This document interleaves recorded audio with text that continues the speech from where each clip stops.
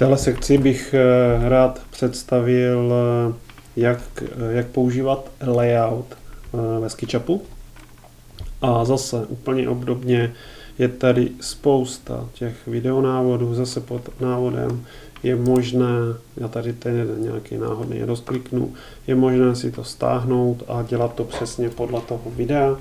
Zase tady jsou ty jednotlivé části, vidíte, že jich je tady zhruba 15 nějaké bonusy.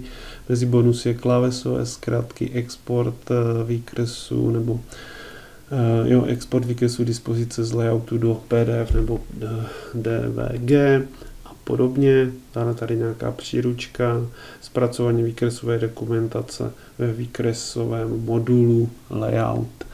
A tady jsou jednotlivé jako kdyby osnova, takže první spuštění layoutu, nastavení kód, práce s listy a hladinami, vytvoření šablony. To je, abyste vlastně mohli na dalším projektu velmi rychle pracovat a nemuseli dělat opakovaně stejné věci, jako třeba nastavení kód, textu a podobně. K tomu slouží šablona, dispoziční, jak si vytvořit nějakou dispozici vlastně v tom layoutu. Tím je řečeno, že nepotřebujete kreslit 3D objekt, ale ve SketchUpu a pak tady dělat v layoutu výkres, když potřebujete jenom dispozici. Tu dispozici můžete přímo vykreslit v samotném layoutu a podobně. Já tady něco přeskočím. Dále struktura objektů v layoutu, jak to tam vlastně pochopit s tou strukturou, vytvoření vlastního měřítka, tvorba výkresu kuchyně, v layoutu, tvorba výkresu kuchyně v layoutu vlastně z nějakého řezu, tvorba výkresu jednoho modelu, vlastně, který máme vytvořený ve SketchUpu. To znamená, že si vyvezmeme nějaký prvek a ten vlastně skopírujeme do layoutu a uděláme si z toho výkres. Dále tvorba nějaké zase kuchyně, to je včetně hrán a podobně.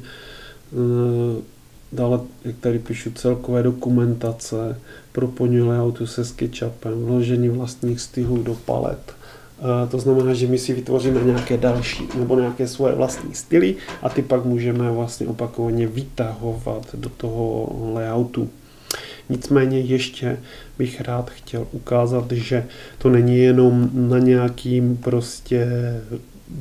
je to prostě chronologicky uděláno, aby jsme se dostali k nějakého výsledku a tady právě mám nachystaný, že my si společně uděláme takovýhle výkresy, kde je vlastně tady jenom fiktivní nějaký logo, nějaký razítko a je to zase, navazuje to na ten kurz kreslíme interiér ve SketchUpu, ale není to podmínkou, ale aby to mělo nějakou návaznost, tak zase jsem to dělal tady z té kuchyně nebo z toho prostoru, který jsme si společně nakreslili. Takže takovýhle nějaký výkresy budeme schopni vytvořit v tom layoutu a zde jsou ty jednotlivé návody, nebo zde se nacházíme v té samotné sekci.